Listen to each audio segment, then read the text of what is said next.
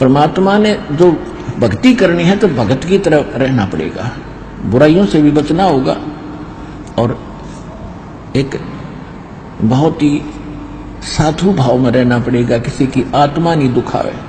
ठीक है, आपको धीरे धीरे सेट होने में टाइम लगेगा, जैसा भी जिसका व्यवसाय है अब वर्तमान में उसमें एक साधुता लाओ।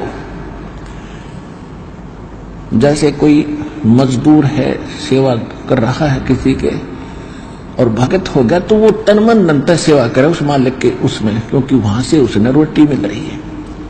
और फिर परमात्मा ऐसी प्रेरणा करेगा उस मालिक के अंदर, देख भगत आदमी होते ऐसा हो भाई, कोई चीज पड़ी रहो घर में उसके लिए मिट्टी समझे, चाहे पैसा हो चाहे सोना हो कुछ भी हो, अपनी मिली हुई 2 रोटी यानी दो दिहाड़ी मिलती है उसमें संतोष सब्र करके देखा कितनी इज्जत बनेगी उसकी और कितनी विनम्रता और उसके प्रति सद्भावना और उसका आदर बनेगा उस मालिक के हृदय में। इसी प्रकार अगर आप मालिक हैं, भगत हैं, आपके यहाँ कोई सेवादार सेवा करता है, उनको अपने बच्चों की तरह समझाए, उनको भगवान के बच्चे समझाए।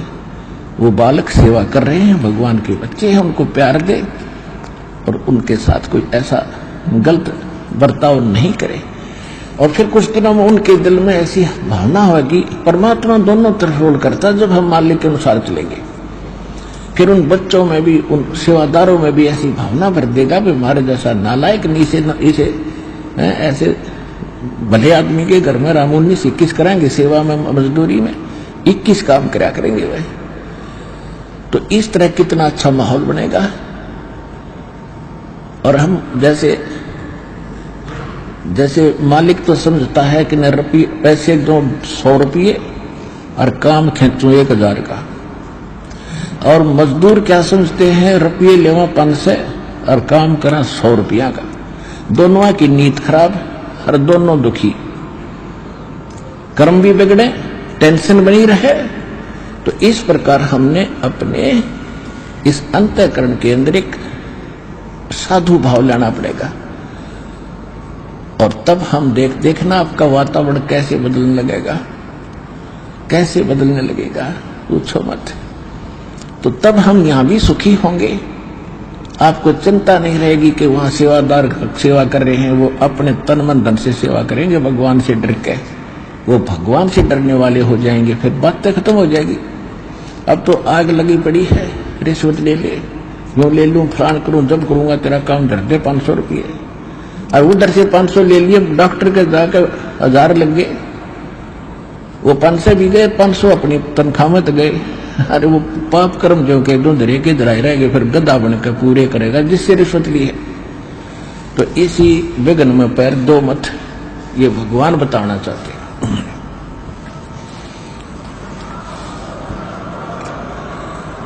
और जब आपको ये ज्ञान होगा ना, जहर दिखाई देगा आपको, और जब आप नेक नीति से चलोगे तो पूछो मत। अब दास बहुत देखता है, एक छोटा सा बच्चा ने बोला जी 55 रुपये पाए मैंने पड़े, वो घर पे ले आया, घर वाले बोले ना बेटा हमने नीचे धर दे, अपना दान पात्र में डाल दिए, इस विषय हम नहीं खाएंगे। अब देख जिसके गिरे थे उसको पुण्य हुआ, यहां पर भंडारे में लग गए, और वैसे उस पर चवन्नी खर्च हो रही थी कि उसने विधि का पता नहीं, और वैसे कोई और मिल जाता उसने जाते कहीं गुट्टी लाओ उसके 55 रुपये की, या कितने मांस मिट्टी खाओ उसको और पाप लगाओ। तो इस प्रकार हमारी नीत साबित होगी, भगवान खुश होगा, और जब भगवान खुश होगा तो फिर कमी नहीं रहेगी। हमने परमात्मा को प्रसन्न करना है, और परमात्मा प्रसन्न होगा तो फिर कमी किस चीज की, फिर तो क्या बताते हैं परमात्मा, साईं इतना दीजियो जामे कुटुम समावे, हम भी भूखे न रहे, अतिथि न भूखो जावे। इससे अधिक मांगना इस काल की जेल में हमारी महामूर्खता है कि इतना ही मांग लो बस तुम, इसमें सब कुछ मिलेगा, क्योंकि ये कलयुग है और कलयुग में मशीनरी जरूरी होगी, तो आप इतना ही मांगो जामे कुटुंब समावे, यानी रिक्वायरमेंट ऑफ द फैमिली, परिवार की आवश्यकताएं, ये है जामे कुटुंब समावे, और हम भी भूखे ना रहें और अतिथि न भूखा जाए।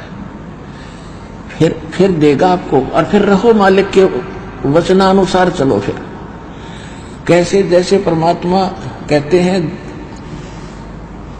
चिड़ी चोंच भर ले गई, नदी न घट्यो नीर, दान दिए धन घटे नहीं, यूं कह रहे साहिब कबीर।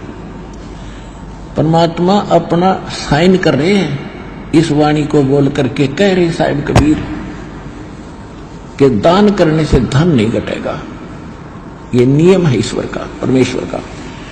और दान सुपात्र को करे, गुरु बिन माला फेरते, गुरु बिन देते दान, गुरु बिन दोनों निष्फल हैं, चाहे पूछो वेद पुराण।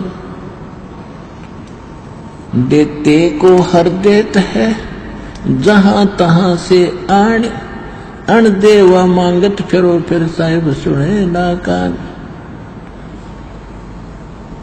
अब परमात्मा ने भूमिका करके दिखाई हमारे को कि साईं इतना दीजियो जिसमें कुटुंब समावे, एक धानक, एक जुलाहा, सुबह से लेकर शाम तक एक बारीक बारीक तार इकट्ठे करके धागे और कपड़ा बुनता है।